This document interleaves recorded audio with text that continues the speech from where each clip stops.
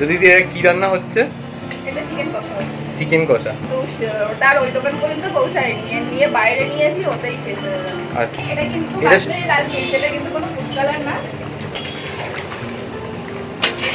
So hey guys, আজকে চলে এসেছি স্বাদে আহ্লাদে জ্যোতিদির নতুন আউটলেট। জ্যোতিদিকে তো আপনারা সবাই চেনেন, বাসন্তী পোলাও, হান্ডি মাটন, হান্ডি চিকেন। আজকে চলে এসেছি জ্যোতিদির পেছনেই দেখতে পাচ্ছ নতুন আউটলেট স্বাদে আহ্লাদে।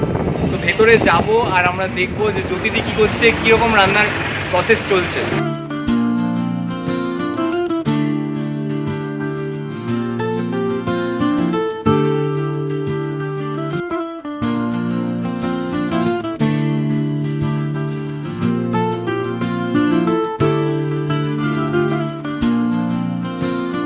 আজকে চলে এসেছি ফাইনালি জ্যোতিদির রান্নাঘর, স্বাদে আহ্লাদের রান্নাঘরে। এখানে কিন্তু জ্যোতিদির রান্না করছে, এখন দেখতে পাচ্ছেন চিকেন কষা হচ্ছে,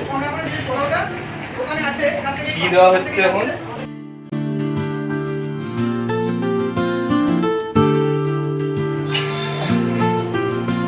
জ্যোতিদি কি রান্না হচ্ছে? এটা চিকেন কষা হচ্ছে। চিকেন কষা।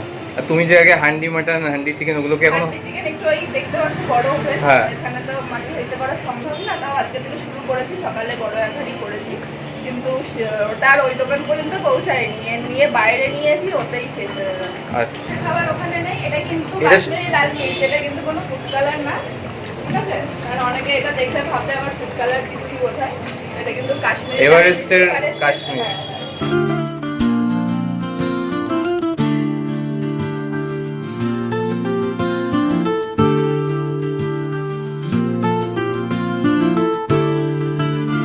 পোলাও আর চিকেনটা কি হয়ে গেছে? একবার দোকানে চলে গেছে পোলাও চিকেন মাটন, পোলাও আর একটা বাইরে করা আছে, এই চিকেনটা হচ্ছে, এরপর ফ্রাইড রাইস। পোলাও কিন্তু দোকানে এই মুহূর্তে চলে গেছে, এক রেসিপি রান্না করে আবার রেডি হবে।